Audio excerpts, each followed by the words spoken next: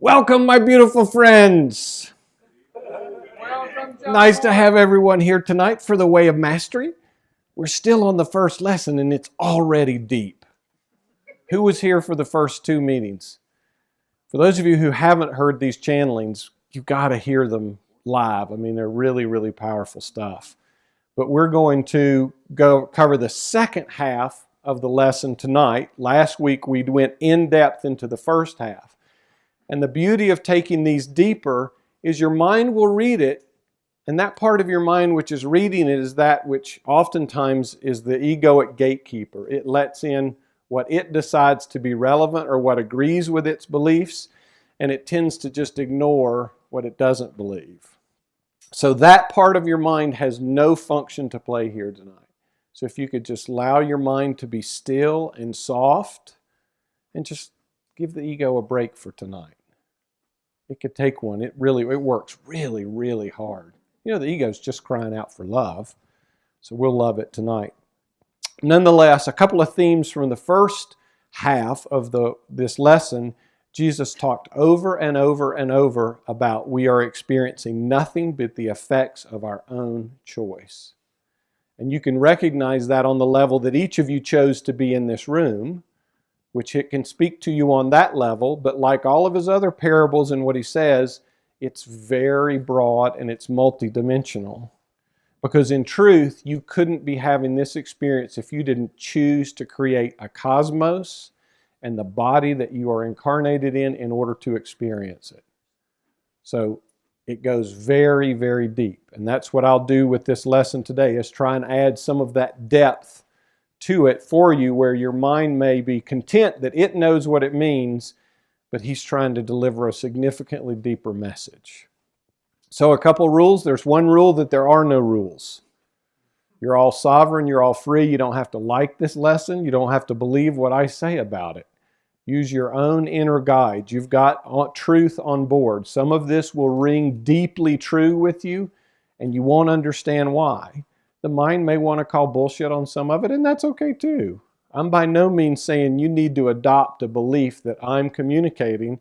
I'm inviting you to come to the direct experience that I'm illuminating the depth of the lesson to, because that's the only way we learn anything. Please don't walk out of here with any new beliefs, maybe just a willingness to have your own realization of where I'm pointing to and where I'm pointing from. So any questions before we get started? From heaven, from love, from the truth, from the stillness, from the infinite, from the silence.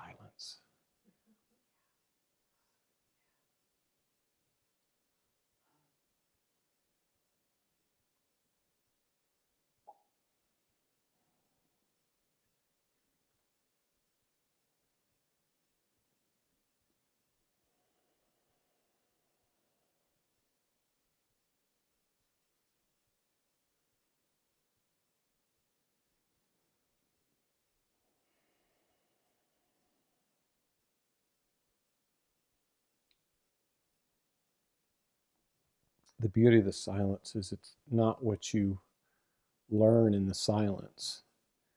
It's that there are not any questions there. And when the questions go away, there can't be anything but peace. But of course, our mind tends to have lots of questions. So this may address some of those questions, but they're all going to disappear in the truth. And I'll meet you there. So here we go. We're going to get started with the Aramaic Lord's Prayer. This is spelled phonetically, so by the end of the 36 lessons, however that takes, we're all going to know this.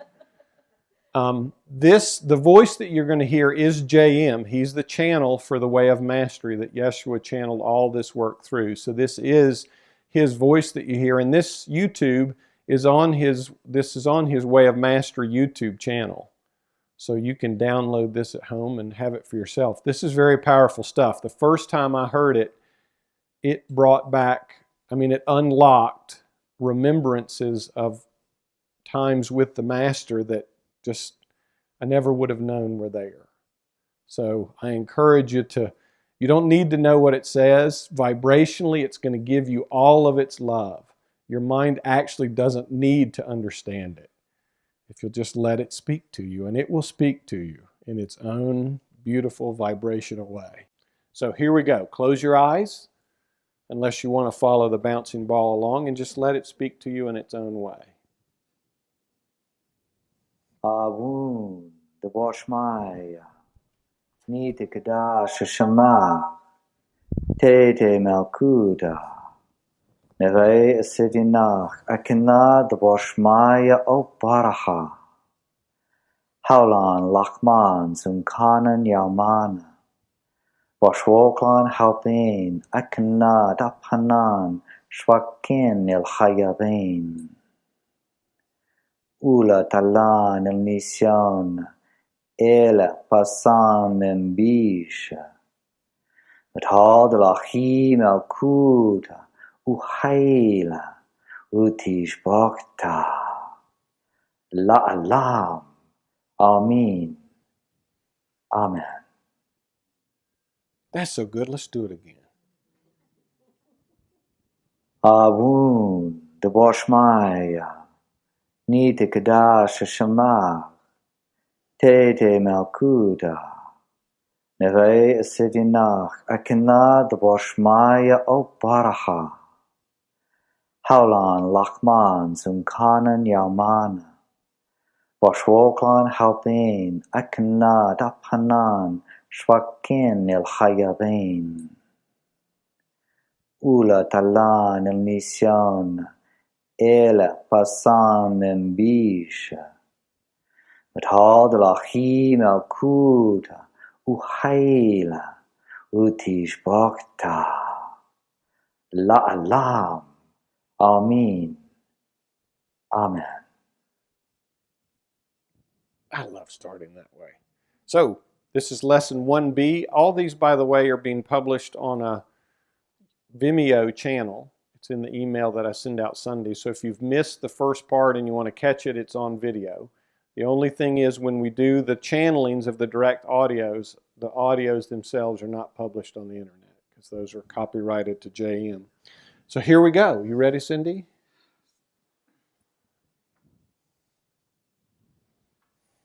So we're picking up midway, almost midway through, maybe 40% through lesson number 1. In the coming months, we will be communicating with you and more deeply the finer points, if you will, of the way of the heart. For it is that way which was taught to me, and is that to which I have pointed you with many clues. It is that way that brings about the reversal of every thought you have ever had about any one or anything. It is that way alone which allows you to pass back through the eye of the needle and come to rest in the perfect peace from which you have sprung forth. The way of the heart is not the way of the intellect, for indeed that aspect of the mind was never designed to be your master. It was designed to be the humble, and if you will pardon the expression, very stupid, servant of the awakened heart. The heart is that which feels all things, embraces all things, trusts all things, allows all things. The heart is that in which the soul rests eternally. The heart is that which is beyond space and time, and it is that spark of light in the mind of God which is called Christ. And only in that will you find the peace you seek. It's just poetry, isn't it? Beautiful stuff. Well, here we go.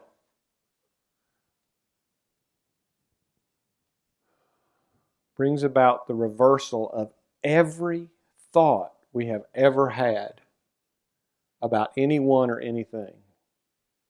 Every one. Boy, there's some thoughts we really cherish, don't they? I mean, like, I and the Father are one. We really, well, that's got to be true. But yet that too even gets reversed in truth. But think of the thoughts that you cherish. We all have them. You think them a lot, over and over and over. But this is going to bring all of them into question. And this is the way by which you pass back through the eye of the needle. So Jay, you asked where I'm doing this from. I'm on the heaven side of the needle.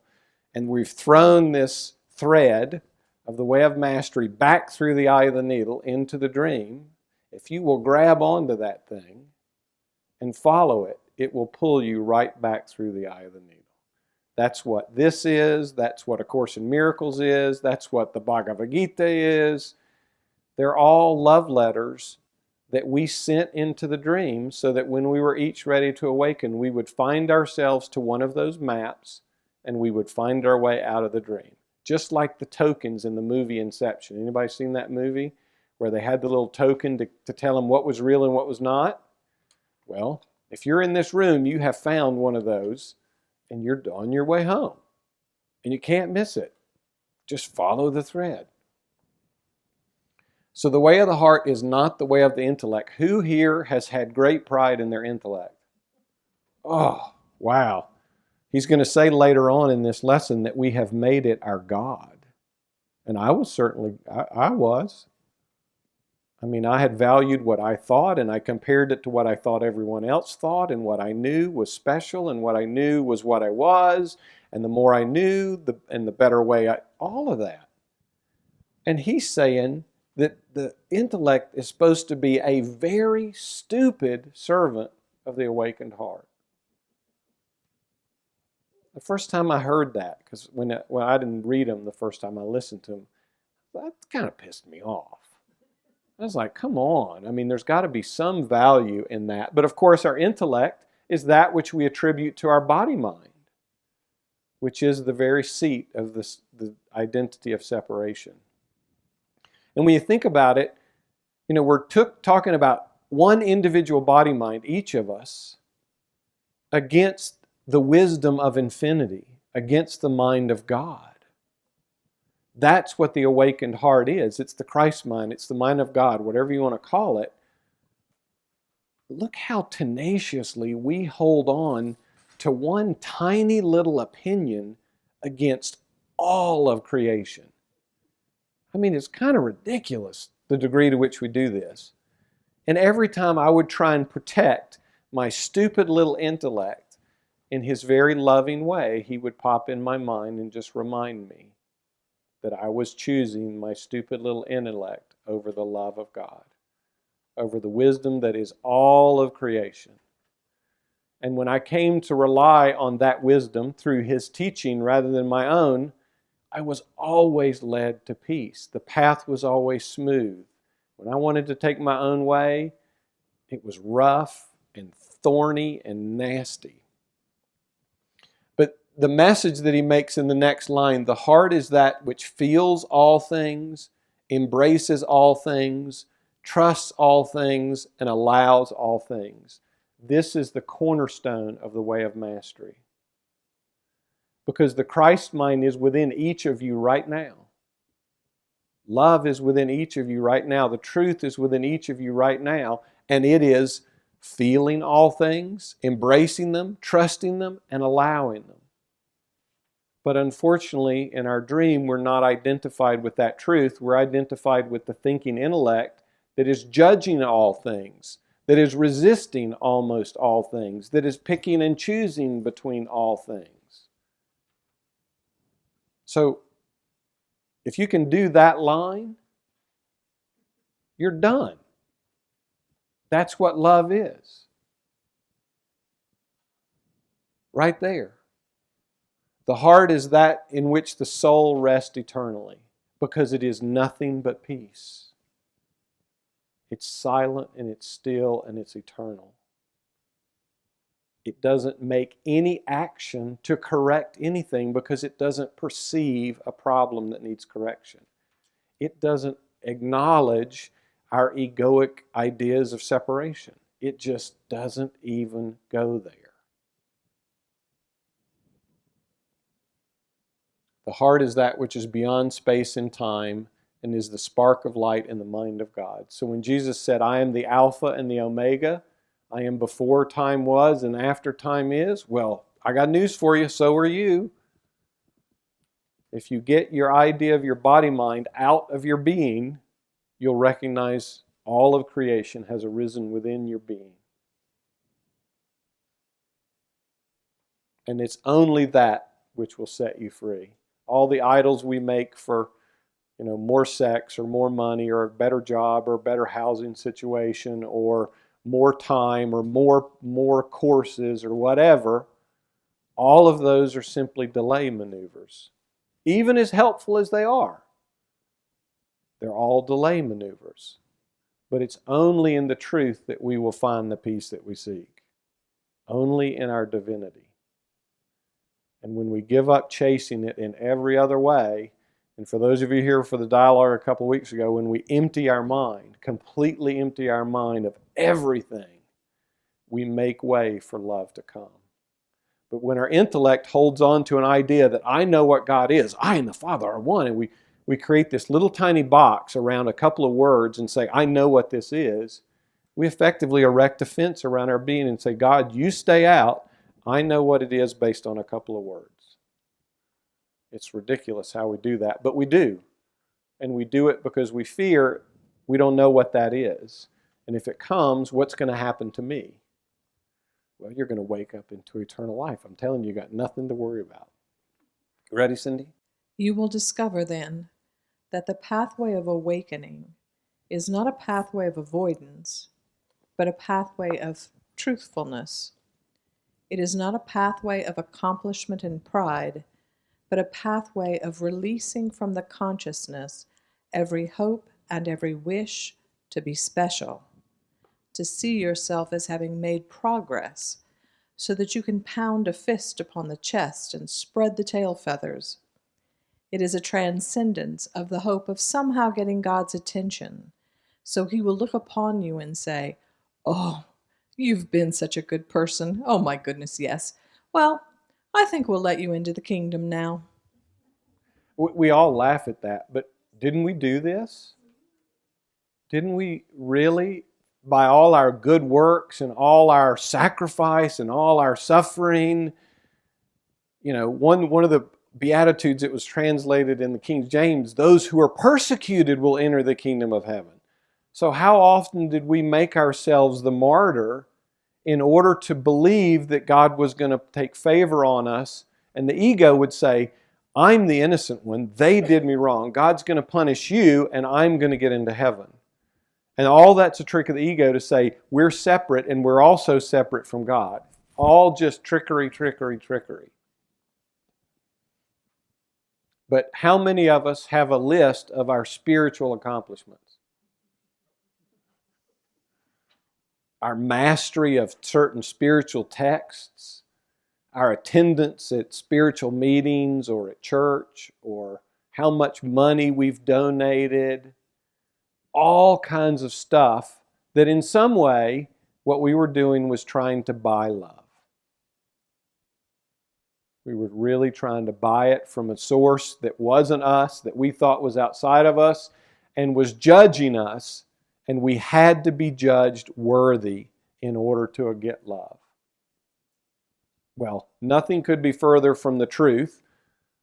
We're given love already, all of it, the truth of it, but that's part of the dream. That's part of this sense of our emptiness in our body-mindness, this hungry ghost, always trying to fill ourselves with something in the hopes of getting love.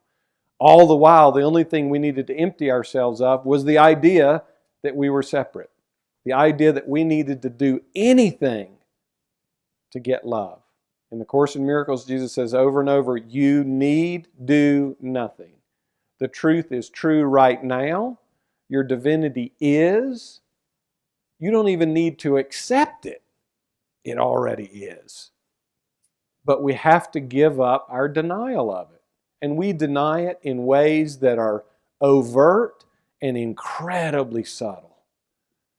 As I was getting near the eye of the needle, and it was getting so subtle and so subtle and so subtle. If I hadn't had the guide, I know I would have gotten duped by it and diverted away from that little sliver of the needle. But how many of us have taken such great pride in making progress? All that is saying, I'm not in heaven.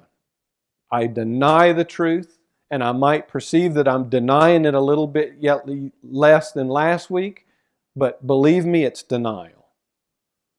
And damn, I mean, that just takes all the wind out of our egoic consciousness, doesn't it? Because it needs this whole idea that it's separate to propagate its becoming. Look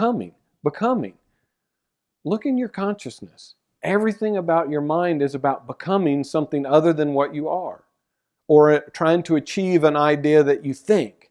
And how many of us have gotten that golden goose, so to speak, and found a very short honeymoon, and then found ourselves in want and need and emptiness again, over and over and over. Those are all idols, all substitutes that we've tried to make for the one truth, which is true right now. And you're going to see Jesus kicks off in lesson 1 with a great deal of humor. He said earlier in this lesson, it's the ego that creates seriousness. Wherever there's seriousness, you better believe that it's the ego, because there's no seriousness in the kingdom.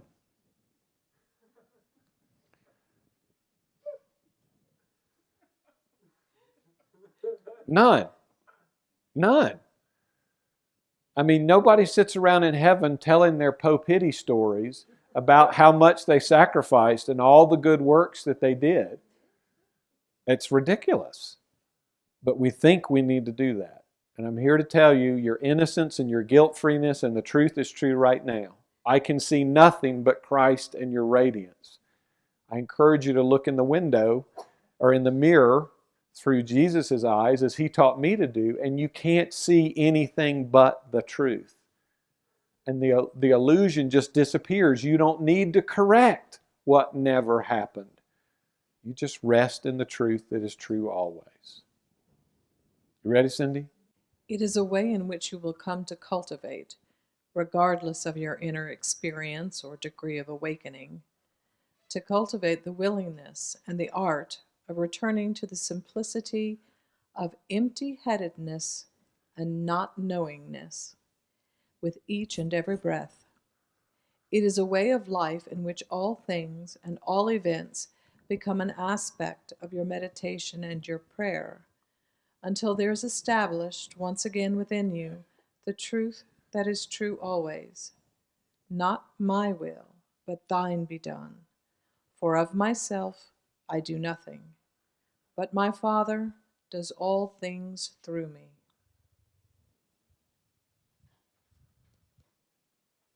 A way in which you cultivate regardless of your inner experience. Isn't everything we've done to try and manipulate and manage our inner experience so that it's the way we want it to be? He's saying your inner experience is not the truth of what you are, because it changes. And that which changes can't be true unless your inner experience is silence, because that never changes. It's given freely to each and every one of you. An infinite amount of silence is already within your being. How much do you cultivate that awareness? How much do you stay in that as your meditation as you walk through life? Do you rest in the stillness while the world moves, or do you move with the world? Are you the depth of the ocean, or are you those waves? I tell you, I was those waves, and it sucks. It's hard as hell, because you want to get off the wave. You want to control all those waves. And you can try and struggle, and you ain't going to get it done. Just give up. The sooner the better. And the ego hates this empty-headedness and not knowingness. Because the ego only knows itself, the body-mind only knows itself through a collection of thoughts and beliefs. Without those, and some of you have already asked the question, well, who would I be? Well, you'd be Christ. You'd be your divinity. You'd be one with God. We think that that's a big loss. The body-mind wants its separate will. Not my will, but thine be done. I wait a damn minute. I got free will. I want my will to be done. And I'd appreciate God getting on board with me. Things would be fine if my will would be what it is, and my will for what Cindy would say and act like and behave like, and what the world would do, and well, then there'd be peace. That's the kind of thing we think, and we go around trying to manipulate the world to get that. Has anybody worked that out? Anybody? I mean, we've had moments where, you've got your little house, you got your little fence, you got the people you want inside the fence, you got the people you don't want outside the fence, and there's this momentary bliss, and then it's a holiday and other people show up and the wheels fall off the bus. So Jesus asks us to choose again, because we do believe we're separate, and we do believe, and we were given the ability to perceive that we have a separate will. So He asks us to, in using that will, to choose peace, to choose love. The last choice you choose is to give up choice. The last choice you give up is to surrender a separate will that never was in truth anyway. And then your head doesn't need to be full of anything. You don't want it to be full of anything. Because all it was ever full of was bits and pieces of fear, bits and pieces of emptiness, bits and pieces of becoming, bits and pieces of unworthiness, bits and pieces that wasn't the whole. So life gets really, really simple. Because all of a sudden God's will starts to live your life. So you have the intelligence that's holding every planet in every orbit, that's taking care of all the functions of your body, that you don't have zero control over. I mean, there's a greater intelligence. Think about how little our consciousness, our conscious mind really knows. It really doesn't know much of anything. We can't remember a phone number for 30 seconds. We want to make that the basis of our identity, and we fight to protect that. I mean, sometimes our ability to make our insanity not look insane is what's the miracle. How did we pull this off? How did we do this? But when you let love live that life, when you let love make those choices and decisions, and they arise out of the silence. Gone is this thing within your being where you're picking and choosing. Because even when we're on our path, and Jesus shared this with me, I would go to Him having already picked, do I do this or do I do that? And He'd say, you're just asking me to validate your separate will. Because you didn't come to me and say, what's God's will? I came and said, do I buy this car or not? Do I do this or do I do that? He said, you've already decided, and you're asking God to confirm your choice. Rather than going empty-handed, empty-minded and saying, what's the will? Because God's will is not just for this body, it's for the one body, the whole. And every decision that will be chosen on an individual behalf benefits the whole. We don't know how in the world that could be because our desires seem to be so separate from everyone else's. But when there's only one mind and only one Christ and only one purpose, and that's the atonement, if you'll allow those decisions to be made through you, they will all be made for the highest good of all, because there is just one.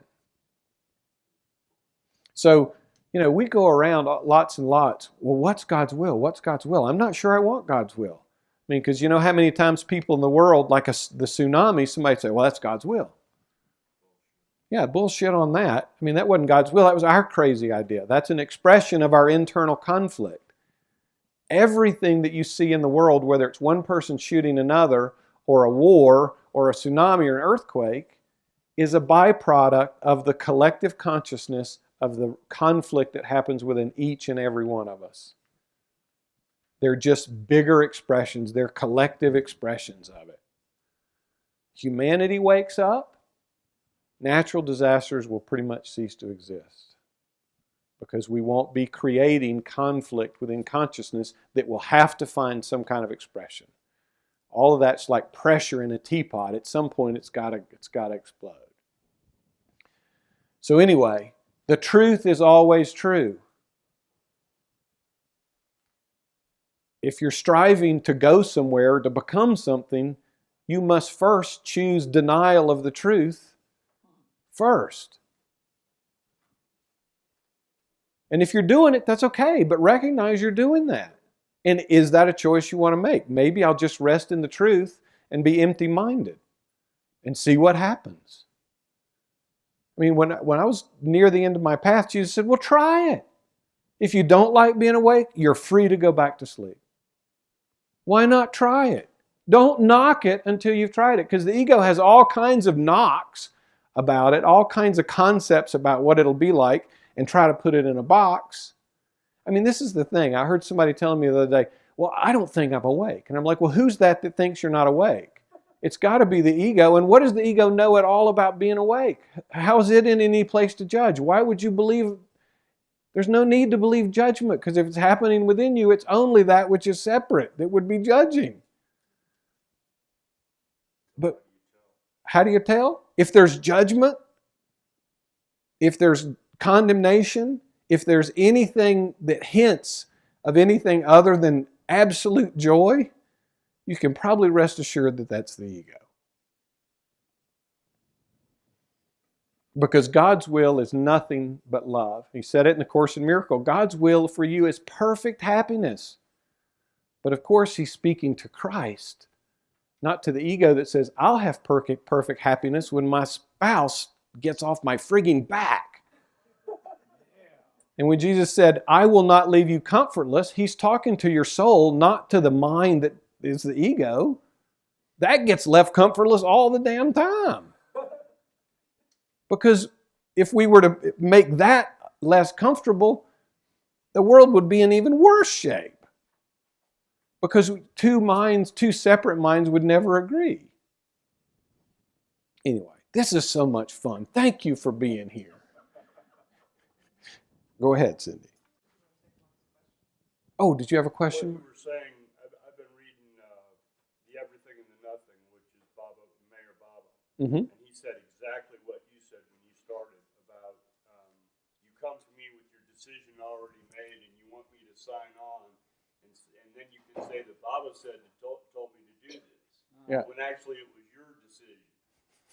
Of course. So, Well, don't think we don't enjoy wearing our spiritual ego around.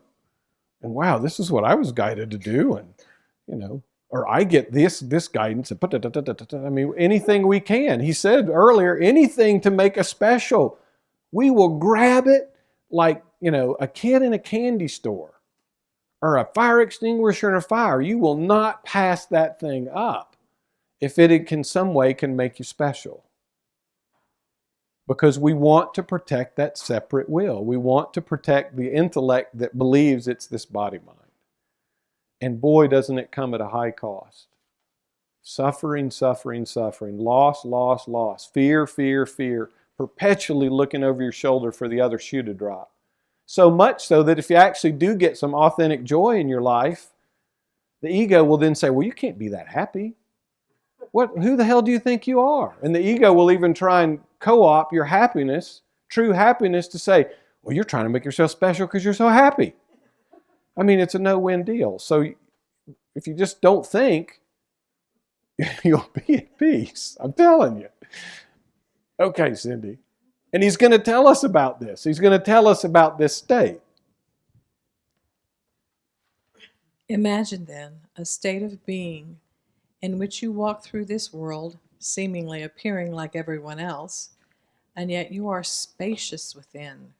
You are empty within.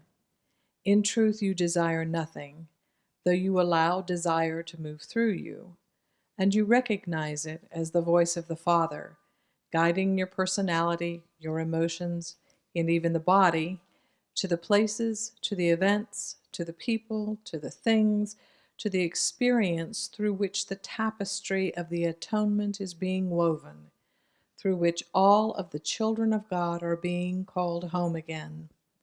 And you trust the complete flow of that, whether you are asked to give a speech in front of 10,000 people, or you're asked to tell a friend the truth of your feelings, or whether or not you are perhaps asked to sweep the streets and live penniless.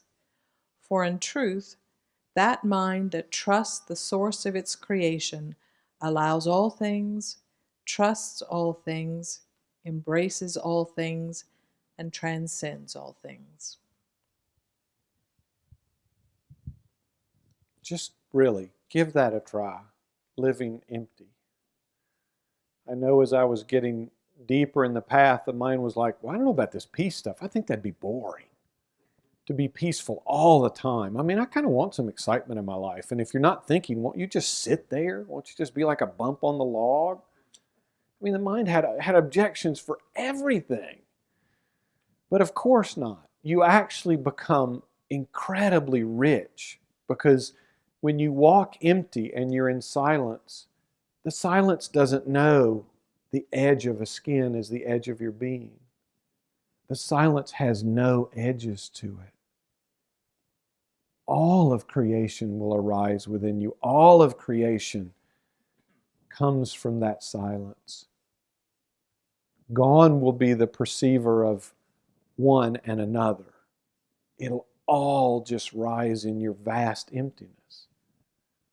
You'll be like a big, huge open window in which all of creation just flows effortlessly.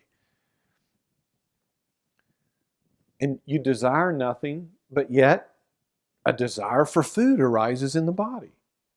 Jesus said you need not worry about what to eat or what to wear or where it's. God knows you have need of these things. So the mind that used to be that all the time trying to keep everything in order and say you need to do this, you need to do that, you just give all that up. And love will say, hey, it's time for the body to eat. And you'll eat. It won't be drama. You won't worry about what are the calorie count. You just eat. And you'll be guided in all the right ways, in all the right circumstances, in all the right situations. David and Donna are here, and I have no earthly idea how they got directed to One Who Wakes or this work, but for them it was absolutely perfect. It was revelation for them to get connected to this work. They didn't even know it existed. I had no idea they existed, other than as Christ. But when you start to listen, all of that will happen. And again, he says it's for the best of all, for the atonement. The whole thing will be woven through you, as you. You'll be fine for the body-mind to be but one thread that weaves that beautiful tapestry and welcomes more and more into the beautiful pattern that's being woven. And you trust it completely. You don't, it doesn't take long to realize the perfection of that flow and the complete fear-based imperfection of every thought or choice you ever made on your own before. I mean, you come to be so relieved. I mean, it's like the mind lays down like a lazy dog and you can wave a big steak in front of it. It's like, no thanks. I mean, it just doesn't want to arise. It doesn't want to do anything except be in gratitude and in wonder of how all that crazy stuff happens. And you start to see the perfection of it. Some of us were here last week for August Rush. There's this beautiful thing about how August's life had been this beautiful orchestration. And you'll see that throughout the world, whether it's a car wreck or a baby being born. You'll see the perfection of it all. But it's not a state of do-nothingness. Love will move through you. And you have to give up all your concepts about what love will look like. I think I mentioned this a little while ago, those people that wear the What Would Jesus bracelets do? That's the biggest bunch of ego stuff. You don't have a damn clue what Jesus would do. Nobody does. You'll get to know Him in this way of mastery, but it's the ego's concepts of, well, what's loving? Is it loving to not tell someone that's being an asshole you're being an asshole? No, we get these ideas that somehow being Christ is like, Well, Sometimes you might need to tell them they're being that's right. Sometimes you tell them they're being an asshole. I mean, Cindy's gotten tweaked many times. Mary, and I called her out. Love reached out and said, no, wait a minute. You're playing a game with yourself. So you completely give up all attachment to that, all belief of what love should look like.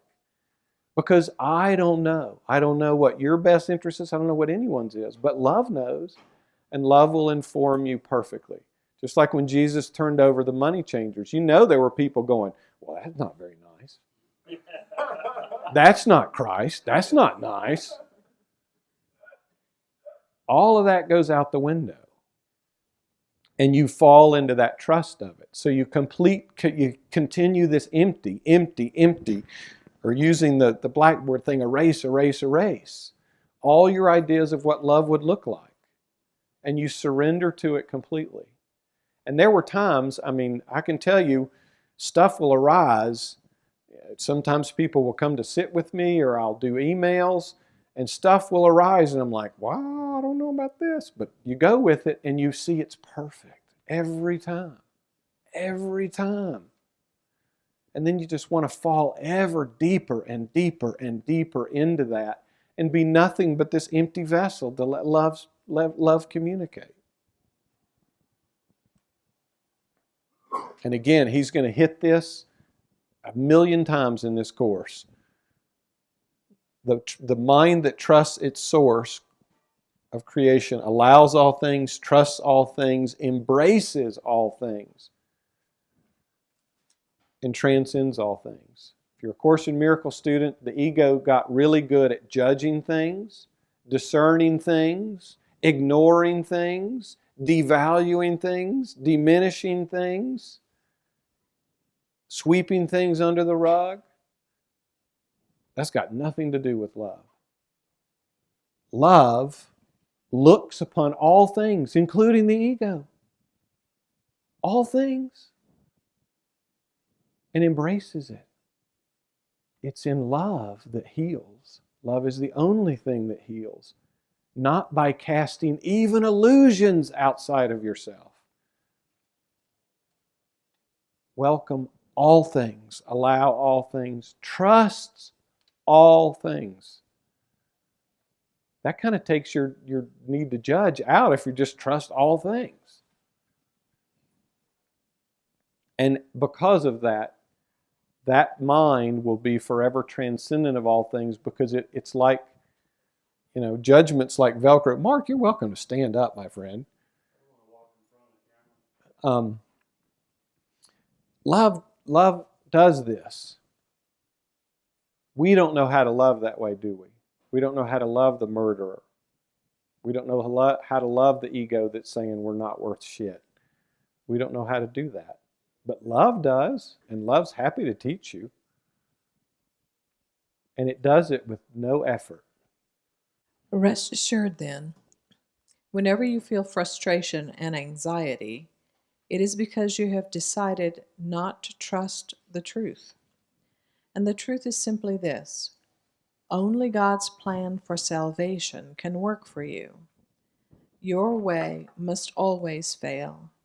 For your way begins with the illusion and the insane assumption that you are a separate being from the mind of God and must therefore direct your own course. For as you... that's a typo on my part, dear. Well, great. Yay. It runs in the family. Okay, I think it is. For if you are sick and diseased and not at peace, why would you decide that you know how to create peace? It requires great humility to accept the first step of the path. I have done this. I must undo it, but I have no idea how I did this. Therefore, I must surrender it to something else. How many of us are way down what we would call our spiritual path, and we're still the doer? He's saying here, we haven't even taken the first step on a truly authentic spiritual path. Now that will deflate a spiritual ego in a hurry. Oh, shit's right.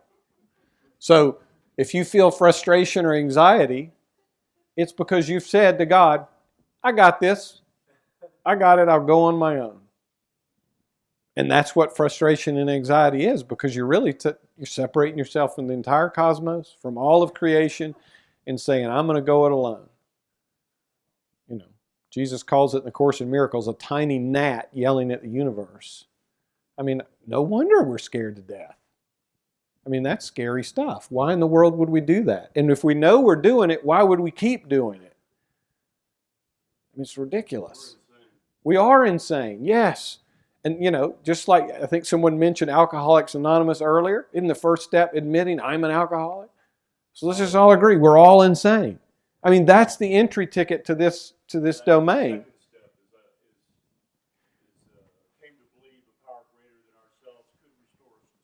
Well, great. So here we are. Surrender to something else. And that something else will tell you if you need the Course in Miracles, or you need a way of mastery, or you need to go off to some far land. None of that's bad. None of it's wrong. But if it's being directed and guided by the Spirit, it will be fruitful. If it's your own thing, you'll go, you'll have a nice vacation, you'll come back, and the same thoughts will be beating the shit out of you. And you'll be like, what happened? I thought I was trying to create peace. We don't know how to create peace. Because in the mind that is separate, if you're trying to create peace, you're really trying to create it for yourself, not for the whole. And that's not going to really work. You can try. Yeah. Along those lines, if we don't know how to create peace, then how do we know how to surrender to the love? Well, sometimes it can be by being brought to your knees. Sometimes it can just be by saying, I don't know. We did a dialogue quite some time ago, Father, who am I? I don't know. That's a good way to start. If you can create openness, you talked about empty-mindedness. If you can create enough space to say, I don't know. Love's like if you imagine like a vacuum in space, anything you take out, love will come in. But you have to make the space. So love's like right there all the time. And the pressure we feel, the surrender, is we're pushing love away. We're trying to keep it out in our separateness. That's what all the effort, it's what all the thinking, it's what all the striving, it's what all the path, it's all of that is pushing against that love which is ready in a minute. It's kind of like if you imagine you're in a completely dark room and there's like black construction paper over the window. The tiniest pinhole will let light in. Light doesn't go, nah, that's not a big enough effort. That's not enough willingness. I'm going to stay out here until you are really ready. The tiniest pinprick, the littlest bit of willingness, love will come. So, if that's all you've got, then put one pinprick in there. I'm willing to open that maybe this is true. That's a great start. We're not asked to jump all the way to the finish line in an instant. You can. And if you do, I'd love to hear about it, because I sure could do it. But we can do this. It requires great humility to accept the first step. And how many of us have that humility? Or we might have it today when the bills are piled up and we're sick and our boyfriend just left. But 2 weeks later when a new boyfriend shows up, do we still have the humility? That's the question. Don't we ask for it in times of need and desperation, but when it looks like everything's going our way, we kind of forget the humility and move back onto our plan. You're welcome to do that. But at some point, you're going to find out that love wins every time. You might as well just stick with it. And the symbol for this, when Jesus and I got connected within consciousness, and it's like I would run up to him and I'd say, Jesus, where's heaven? And he goes, well, it's right there. I'd say, thanks, dude. Whoosh, off I'd go. And of course, it didn't take 5 steps and I was completely lost. And I'd go on for weeks, and then finally I'd remember a little bit of humility. Boom, Jesus would show back up. I say, Jesus, where's heaven? I kind of got lost last time. He goes, it's right there. Whoosh, off I'd go. And this went on 5 or 6 times. And finally I realized, I'm asking him to direct me, but I'm still trying to do it on my own. So in my mind, the next time we got together, I tied a rope, a very short rope, around his waist and around my waist as a symbol to say, I don't know the way, but I know that you do. And, Someone else, I had this thing with Cindy. I was telling her this thing where he just said, why don't you take my hand and I'll guide you? But it takes a lot of humility to say yes to that. It takes a lot of humility to say, I don't know, because we think we need to get there and cross the finish line and go, God, look at me, I did it, I did it. Well, it only took one of us to do that. And in the one, it was done for the whole. So I encourage you, get on the easy bus and take the easy way. There's no extra points for how hard you try. Peace is peace, silence is silence, heaven is heaven. There's no extra points for extra effort. You let go of the effort, you'll find yourself in peace much, much sooner. And why not? But if you want to, you're free to do it your way. You'll come to Jesus' way at some point, and that's because this is what He did. He surrendered to it. He didn't man up for all of humanity. That wasn't the thing. He surrendered to God. So how many of us have that humility and can live that humility and can live in I don't know and can live in emptiness? That's why throughout the centuries, enlightenment has been for a very select few. But it's getting much more popular. If I could do it, I used to run around this house. I am the man. I mean, Cindy and the girls even did a T-shirt for me that I was the man. But if I could come to this level of humility and this level of willingness and allow love to actually live me and do me and guide me back to love, anybody can do it. I want to give you this thought, even as I gave it to this, my beloved brother, some time ago. And the thought is this, and I ask that you would consider it well. What if the very life you are living and each experience that is coming to you now, since the moment you decided, I've got to awaken here, what if everything was being sent to you by your Father, because your Father knows what is necessary to unravel within your consciousness to allow you to awaken? What if the very things you are resisting are the very stepping stones to your homecoming? What if you achieved a maturity along this pathway in which you were finally willing to let things be just as they are? Well, within your being, you have definitely, unequivocally, with an exclamation point, already decided I've got to awaken here, or you would not be in this room. So if the mind wants to raise that to doubt within you, don't entertain that. That's just trickery. You're on a level of soul, you have unequivocally made that choice. The Course in Miracles or this one who wakes work, nothing like that's going to show up in your awareness if you're just window shopping. So you've made that choice deep within your being. That's part of the message he's trying to give you here, is if you're reading this, you've made that choice. He doesn't say when you make it. He's affirming that he knows you've made it. You wouldn't be here without it, without that choice. That choice is why you're in this room, or why you're watching this. And if this and everything else is being directly sent. Now, many of us, when we start to get this level of humility, we think, ooh, this will be the easy way. And I just said it'll be easy. But the easy part is recognizing everything's coming. Now, when I started to get humble and say, okay, you take me, then everything that I was attached to came up into my awareness. All my guilt, all my desire to be special, all that stuff. So oftentimes when we get on this first step, it doesn't take long for the shit to hit the fan. And Joy shared with me over the weekend, she had this beautiful experience of light on Saturday, and then on Sunday the darkness showed up. It's like, what the? That's what happens. It's actually an affirmation that healing is really happening within your being. But of course the ego is going to take that opportunity to judge it and say, you screwed up. You got it wrong. You screwed up. You shouldn't be doing it. But even those things. Marion had a car wreck a couple of weeks ago. Part of her perfect path. She sees it in beautiful clarity now. At the moment it was like, what is this all about?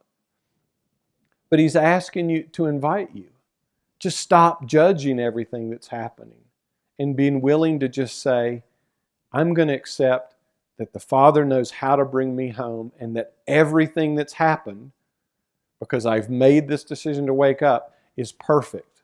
And I don't need to judge it. If that means my spouse leaves, well, then that must be perfect.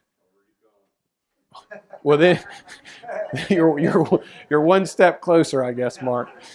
But again, this series of questions, he's already given you the answer to in the previous 2 paragraphs. Love allows all things, trusts all things, embraces all things, and is thereby transcendent of all things. So he gave you the answer before he asked you to contemplate the questions. It's not trickery. He knows how to trick the ego. He knows how to push our buttons and show us where we're hiding darkness. But that's what these questions are getting at. Can you allow them to be just as they are? And isn't that what he said in the previous 2 paragraphs? He's going to say the same things over and over from a million different angles. Everywhere your mind will go, ooh, there's light there, I got to turn here. Boom, there'll be a spotlight waiting right there. And you'll turn, ooh, there's another one. He knows because he walked the same path. He knows the mind inside and out. And if it is necessary to sweep the streets, you simply take a deep breath and say, Father, you know the way home, and therefore begin sweeping. And up into the mind comes the thought, oh my God, I won't be recognized. I won't stand out. People won't think I'm special if I'm just a street sweeper.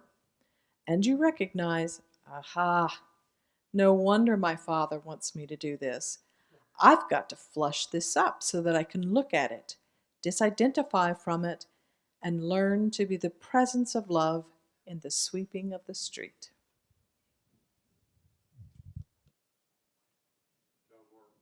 I'm being led to pick up trash. Great. And I'm resisting that. Because there's no money in it. No money in it. But you know, within Buddhism, or maybe it's Zen, the first thing they have new people coming to Zen do is take out the trash and clean the toilet. Because it's a symbol of taking out the trash and the garbage and the shit out of your mind. So he made the same thing. There's a place in A Course in Miracles where he talks about thousands of scraps of fear. So he used the symbol of housework for me to not leave even the littlest specks of stuff laying around. I mean, I'd walk past something, I'd hear him go, that's a scrap of fear. I'd go back and pick up a piece of popcorn off the floor. I'd pick up something.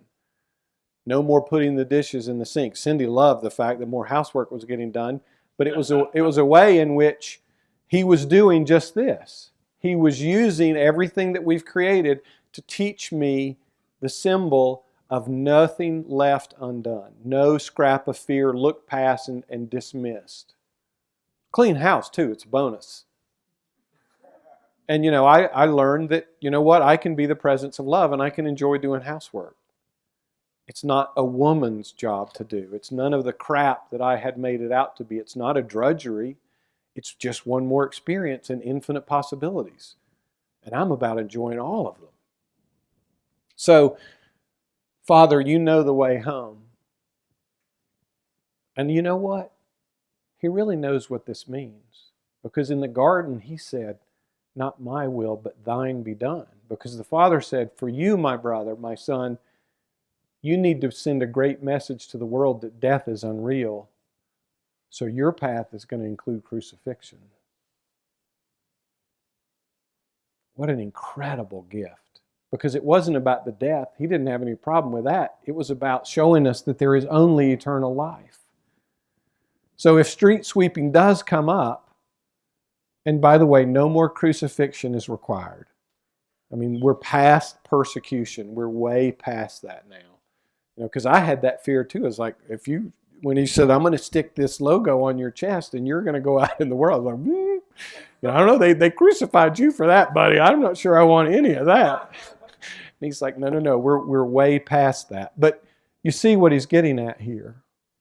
I mean, he showed us the extreme. That even in the extreme, you can be the presence of love. Is it asking much for us to be the presence of love in our little lives? Do we have enough humility to say, well, I'm willing to do what the Father would have me do?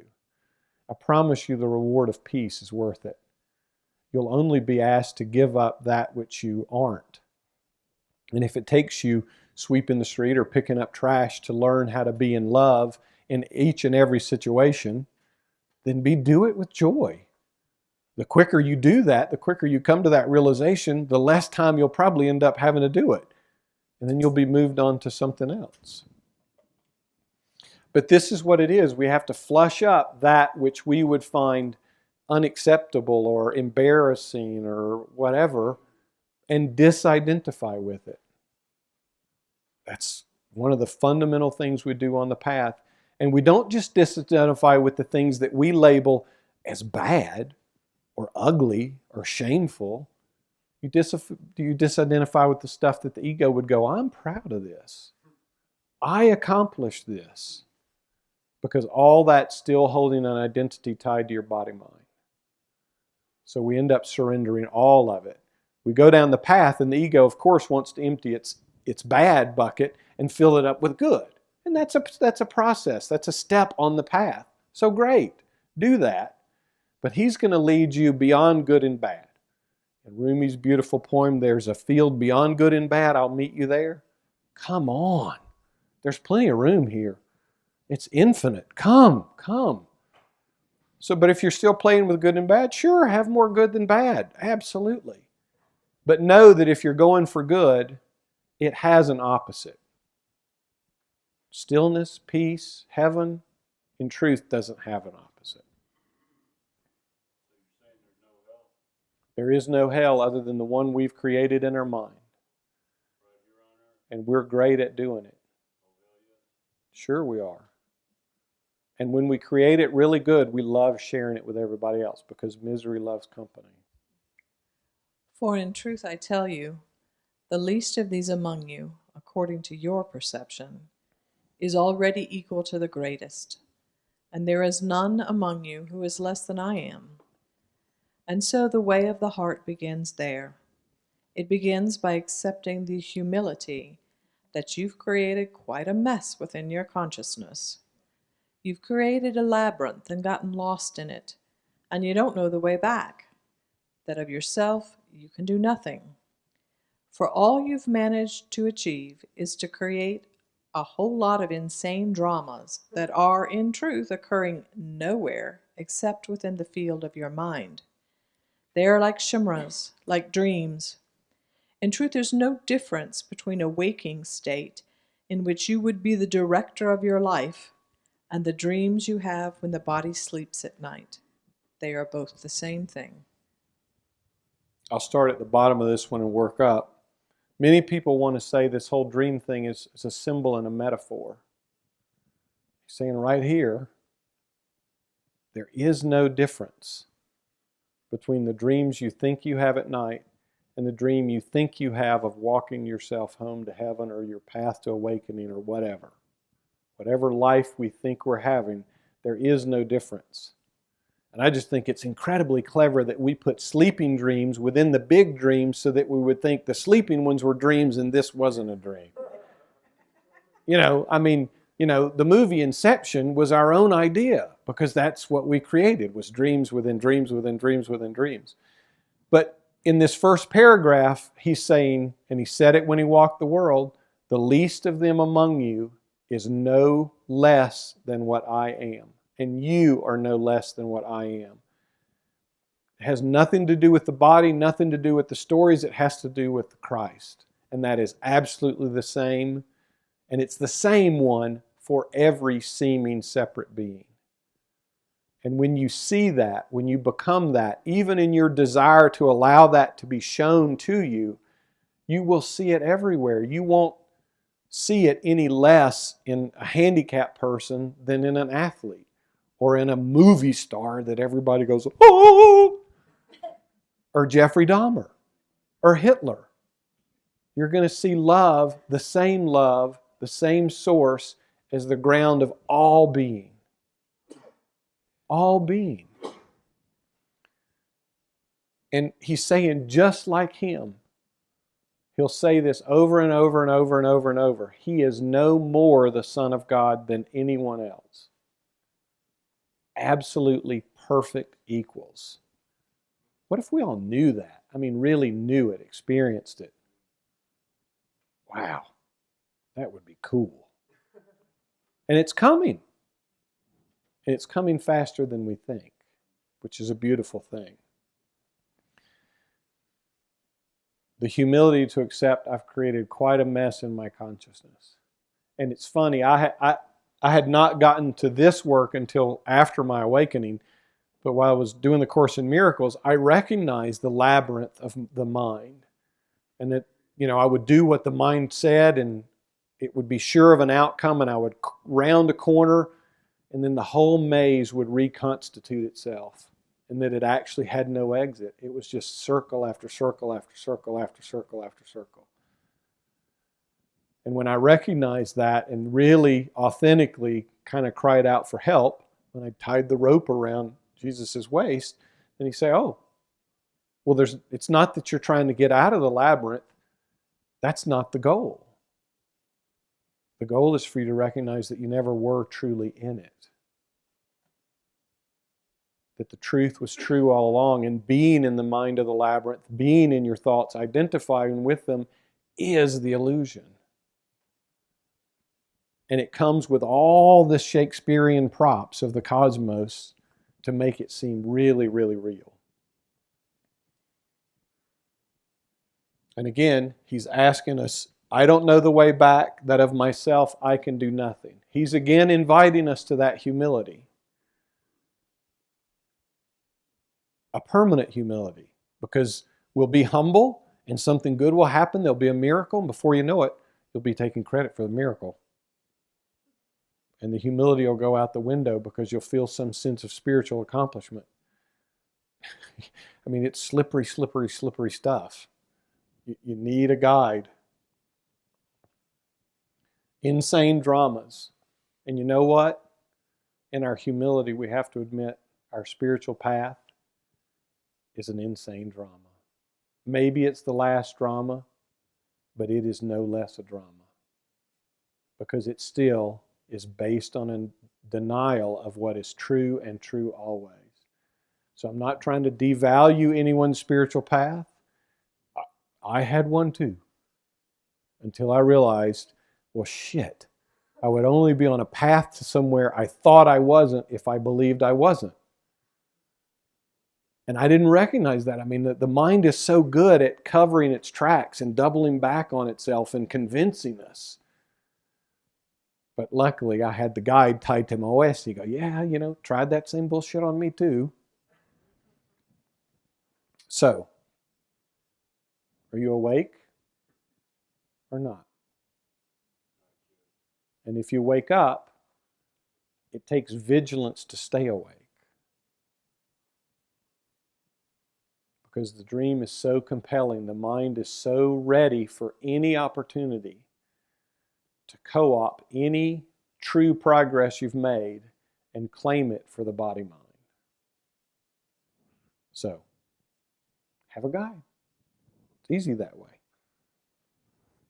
I wish to direct you to peace, even that peace which forever transcends the understanding and comprehension of the world. I desire, because my Father desires it through me, to bring you wholly to where I am, that you might discover there is someone who got there ahead of you. And when you look closely, you go, it's myself. I've always been there, but I forgot. And in the end of all journeying, in the end of all purification, and indeed purification is still necessary, you will discover that to awaken means you have journeyed nowhere. It means to arrive at a goal that has never changed.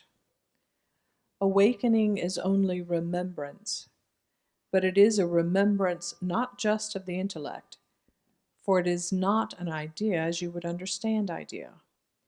It is an idea that vibrates through the whole field of your beingness, so that even the cells of the body, while the body remains coalesced together in its present form, even the cells of the body awaken and relax into the truth that is true always.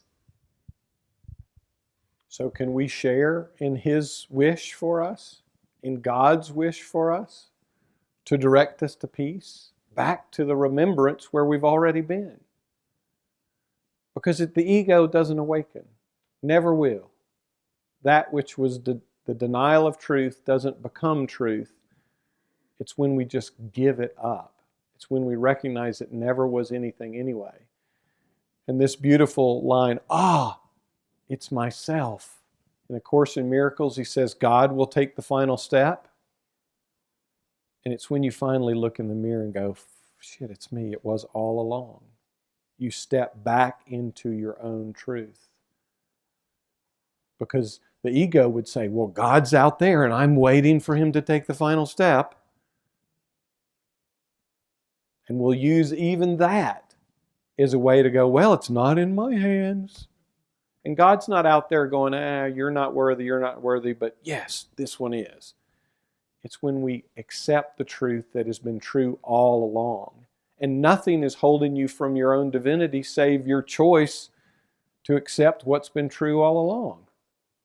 But it costs you all the denial and all the identification and all the effort and all the. And it will seem like you're giving up a lot, but you really give up nothing and you gain everything. And he says purification is necessary. I mean, we do have to clean the crap out of our consciousness because you can't take it with you into heaven, but you've identified it. You've identified it as your own. So that process of purification has to happen. It can happen quickly. It can happen over a long period of time. You know, that dark night of the soul. If only it were one night. Boy, wouldn't it be easy. But for some of us, it's lifetimes. For some, it's decades. For some, it's, you have it and you're sure you'll never have it again. And then you find yourself back in yet another one. So that process goes on until it doesn't anymore. And the idea vibrates through your whole being. It's almost fully being orgasmic. So I'll throw that out there. If the body needs a little incentive to give up, a perpetual orgasm feeling might be something you want to, maybe that's worth giving a try. If you don't like it, put it back. But give it a try. Your whole being. When this kind of really deeply settled in my being, when I put on clothes, it was like I was pouring my leg into a pair of pants because the body was so at rest. So peaceful and so still. It's like you could lay down and you just spread out into this infinite, wide, film of water or something. I mean, we've never really known peace in our bodies. If you look right now, each and every one of you will find tension in your body in some place. What if that could really never even arise anymore? Wouldn't that be cool? I mean, when it settles deep in you, you'll be like, oh my God, I never knew it could be so good. I never knew what relaxation and peace were. We thought peace was just the cessation of acute pain for a few minutes or for a couple of days. But this is peace that just, you can't understand it because understanding arises out of the silence. It's kind of downstream from peace. So it can't ever truly know it. It can have concepts about it, but that's a far cry from the real thing. And I join Jesus in wanting you to have that. That's what this whole work is about. Saying, here, it's yours. All of it's been given. Would you not have it? If you choose, you're welcome to sleep longer if you want to. You ready, Cindy? The way of the heart. If you were a gardener, would you not cultivate the art of weeding your garden? Would you not look to see that the soil is just the correct dampness? Would you not keep your eye on the clouds on the horizon and the heat of the day? Would you not cover the delicate plants that need protection while they are growing strong? And if those that would come would respect your garden. I think that's right. And if those that would come would not respect your garden, would you not ask them to leave, or build a temporary fence around the garden until it's strong enough, until it bursts forth with enough fruit so that you can give to even those who do not respect it? Be you therefore a wise gardener. Cultivate a deep love and respect for yourself, for you are not here to fix the world. You are not here to fix your brother and sister. 'Tis only love that heals, and until you have healed yourself wholly, by having purified the mind of every erroneous thought you've ever held, until you've loved, you do not, in truth, love anyone or anything, save in those brief moments when you let your guard down and the love of God shines forth through you, so quickly you don't even know what happened. For the wise gardener cultivates a state of consciousness in which the love of God is unimpeded. I love Jesus' use of parables. He was a master storyteller when he walked the earth, because that's really the only way he could communicate back then. I mean, he didn't have movies to show Inception. He didn't have anything. He had a stick and dirt. And the spoken word. Well, and his message is still as true today if you understand the truth of it as it was then. But what he's asking us here in this beautiful analogy or a parable of being a gardener is that's your only function. He's not saying, he didn't say the gardener ignores the garden to go do other things. He's asking you to be vigilant for your mind watching all the time. That is your absolute top single priority. You're pulling the weeds, you're pulling the bad thoughts. I mean, you can go back and read this and contemplate it deeply. But he's saying, make it your purpose. Not something you put on all the other things that you do. Because a wise gardener is, he's talking about vigilance for the kingdom here. Is vigilant all the time. He's talking about watching the whole thing. Not just when it's convenient, or just when it suits, or just when it's easy. All the time. Because if you're not watching your mind, who's running it? Yes. So watch it. That's your function.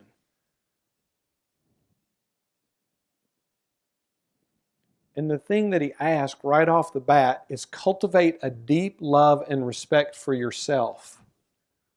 Ooh, for those of us who are Course in Miracles students, I mean, we took the egos, all that stuff, and the ego, of course, used that as a reason to not love yourself and condemn yourself and beat yourself up and judge yourself.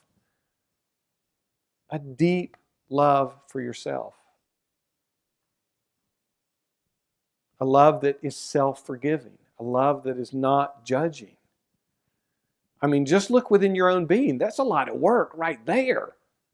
I mean, you can make some extraordinary efforts on your spiritual path just learning to love yourself. Even the nasty thoughts. Even the shame of the past. Even the fear of the future. Because the truth of the matter is, self-love is the love of God. If you can love yourself and all other beings in the way God loves, there's perfect peace. We don't know how to love like that, do we? I mean, he remarks about that later. We haven't really loved. We think we have. We've had, this is what we do. We take relationships this way, man, woman, or man, money, or, woman, shoes, or whatever it is. And we try love in a million ways this direction. And there's only one. The holy relationship is really father and son, collective, or father and daughter, or one and one, whatever you want to call it. But we make all kinds of substitutes here. And even in the highest moments of joy here, it doesn't in any way compare to this. So start to look at yourself in this way rather than this way. Because when you find yourself here, you'll know that's true for everyone else. There's only this one love. All this stuff will become an expression of this. I can tell you, I never loved Cindy, no matter how much I professed it, no matter how hard I tried. I didn't know what love was. I used to go on and on about my unconditional love, of course, judging hers to be conditional. And that was all just trickery. It was all bullshit. I didn't truly come to love her or anyone, including myself, until I got this. And I didn't get it. I just accepted it. I experienced it. I allowed it. And I stopped looking for all these lousy substitutes. And then when this love came and the cup kind of poureth over, then there was love enough for everyone.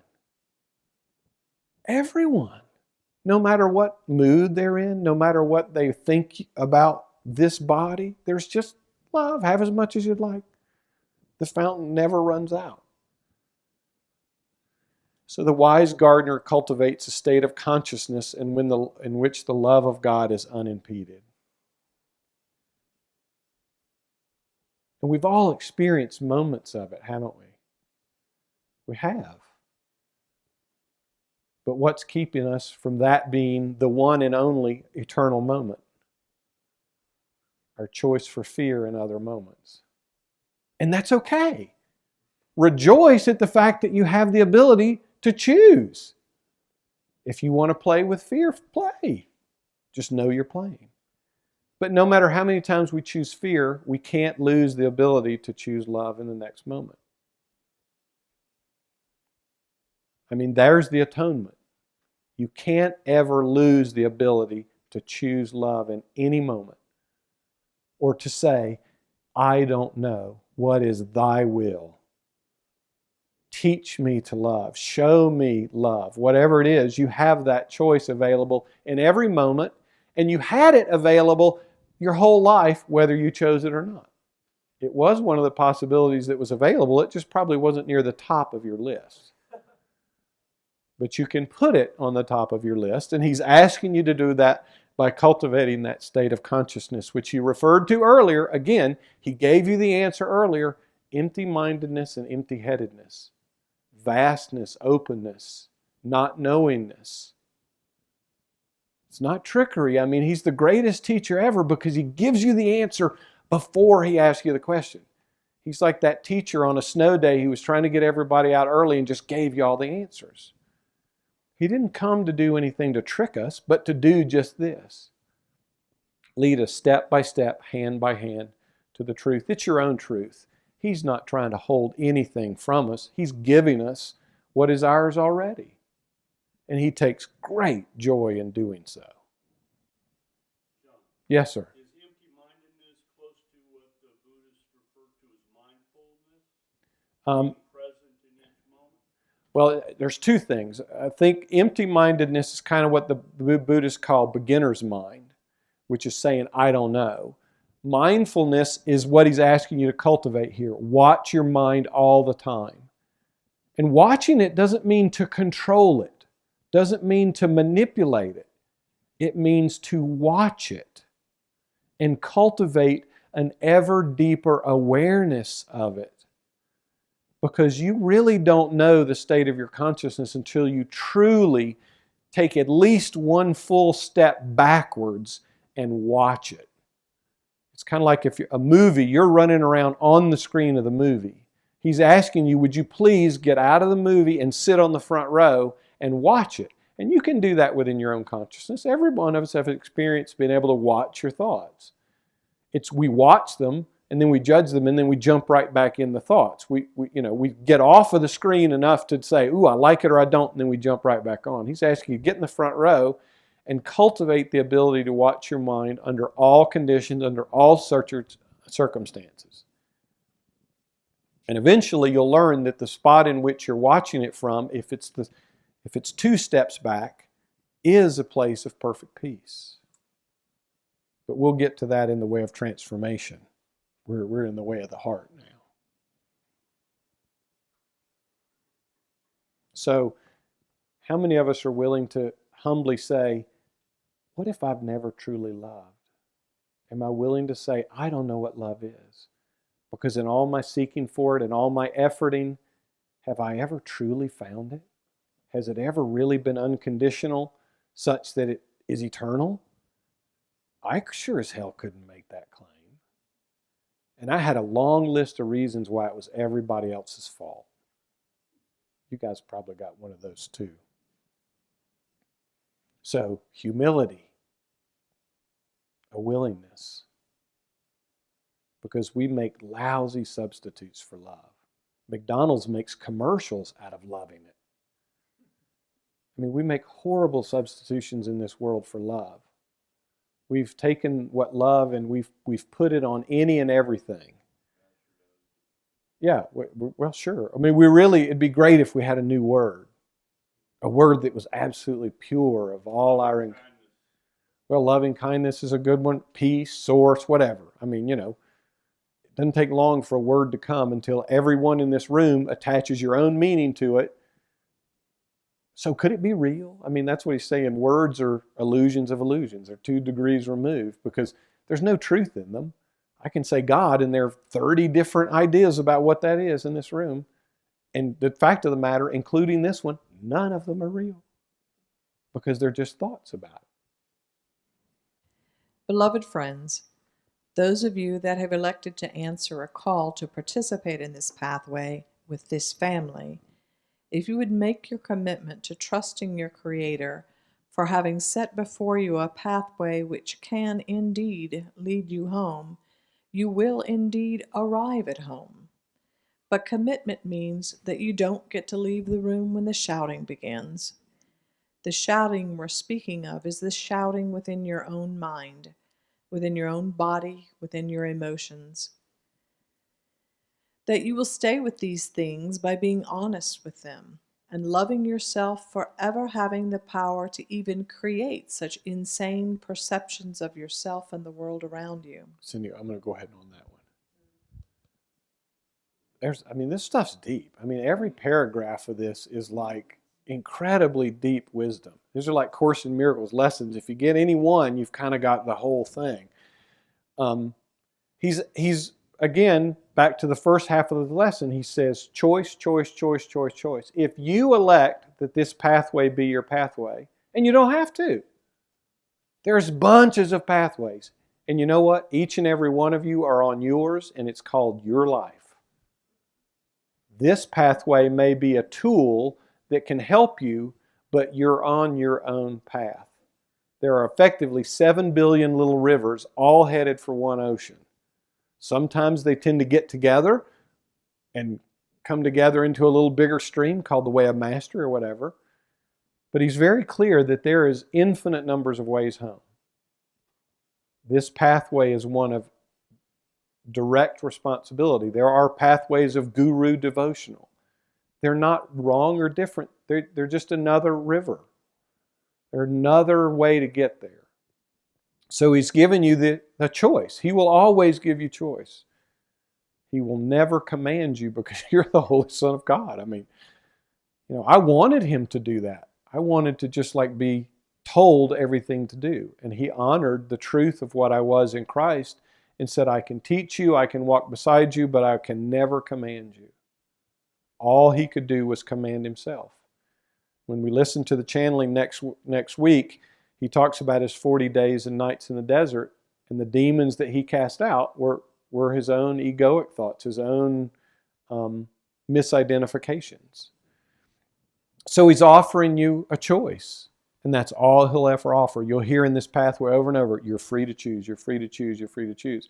And does he say, if you don't choose, you're fucked in your eternal hell? No, that was never part of his message. That was the ego's interpretation of his message. Because, of course, the ego had to propagate fear. But he's saying, if you make your commitment and trust in your Creator, you will indeed find your way home. But again, he's asking you to trust your Creator, not yourself. Important distinction that he makes. But I just love this. You can't leave the room when the shouting begins.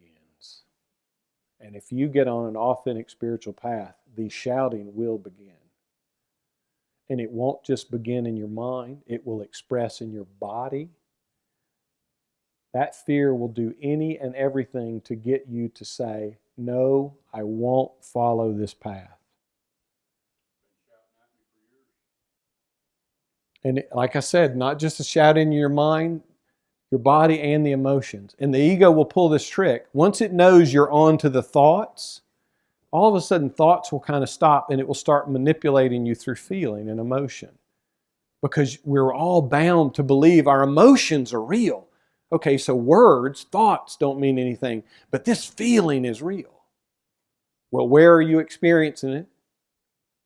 In the body. There's a clue. There's a clue for you. So you can't leave the room when it's trying to express through dis-ease in the body to get you to identify with that. And again, he showed us that example on the cross. It's doing that, of course. I mean, we designed it such that it usually doesn't give up without a fight. I know I experienced that. But it takes two to fight. When you come to that place of pure peace and stillness within, and you can watch it, just like you can watch a horror movie on this screen, but sit in that chair and be at peace, the conflict will eventually stop because you're not engaging it anymore. You're not putting any energy into it. You'll stay with these things, be honest about them, and loving yourself for ever having the power to create such insane perceptions. I mean, do you recognize what he's saying here? Can you pat yourself on the back and applaud us? How powerful are we that we could even pull this game off? That's right. Of course, we used our divinity. We used our divinity to do it. Yes, and we do it over and over and over. We trick ourselves over and over and over. It's not just once that we burn ourselves on the stove. We do it over and over. I mean, how powerful to be able to do that. He's asking us to drop judgment and condemnation and move into a place of gratitude. The way of the heart is a final pathway that any soul can enter. There are many stages of awakening. There are many pathways that can be followed. But ultimately, all roads lead to Rome, so they say. Eventually, each soul must find its way into the way of the heart and come back to the truth that it's time to take responsibility, to learn to cultivate.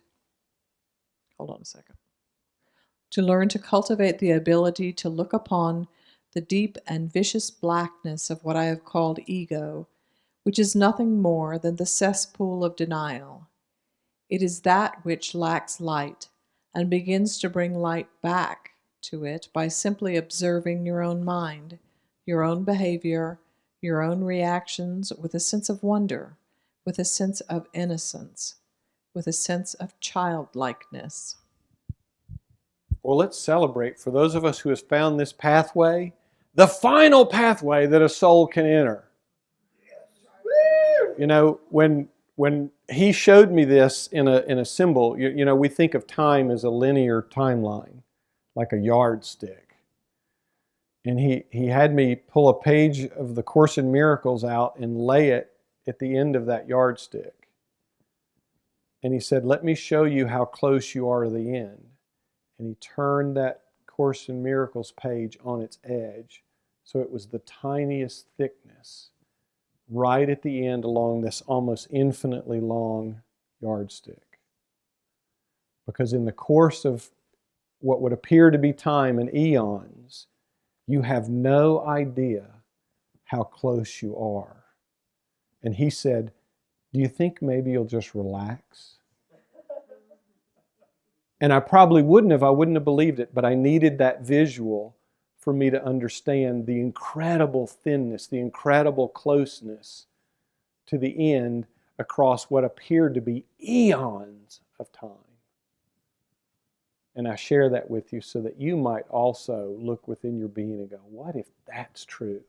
What if it's and that Course in Miracles is like Bible paper. It's really thin. I It's really, really, really thin. I don't have a page of it up here.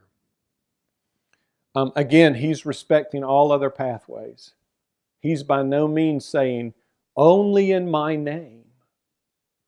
I mean, you'll see throughout this pathway that he does all he can to correct the ignorance that has been spread in his name throughout this world. He doesn't say, only in my name can you get home. He's saying there's lots and lots of ways, but they're all going to get you home.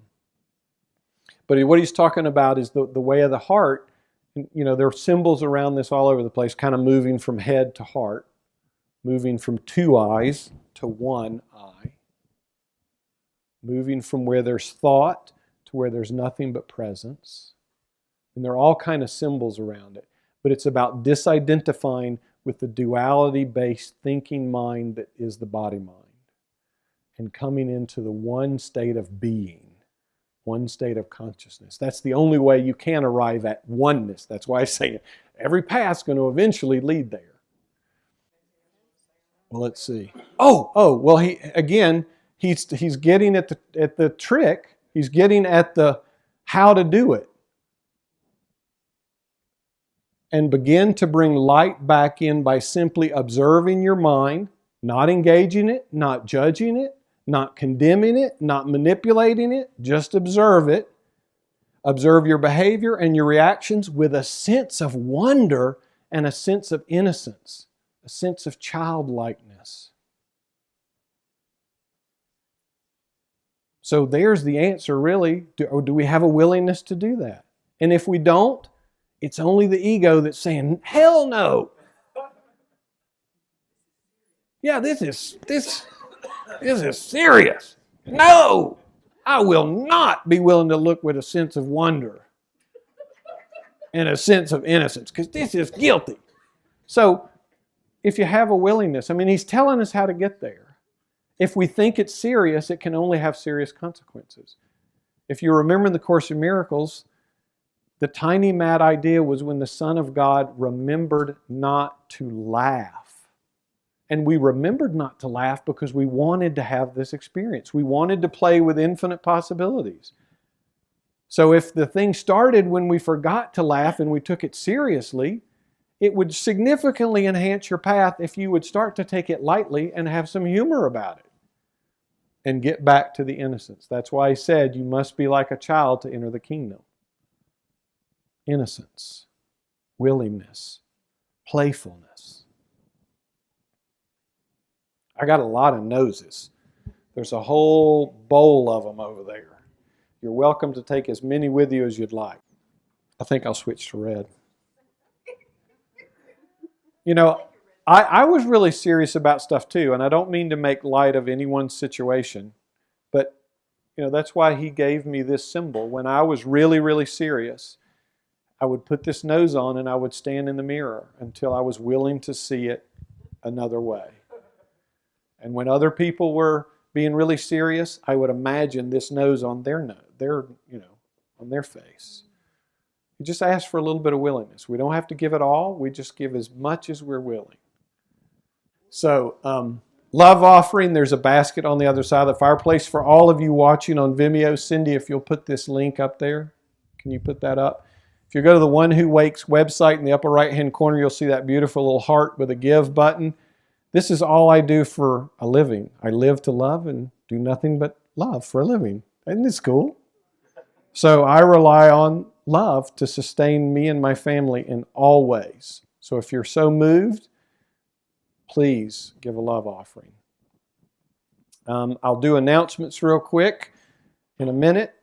Let me wrap up so we can let go of those people. I don't do this work alone. I come as an expression of Christ consciousness embodied. Because of myself, I couldn't do anything.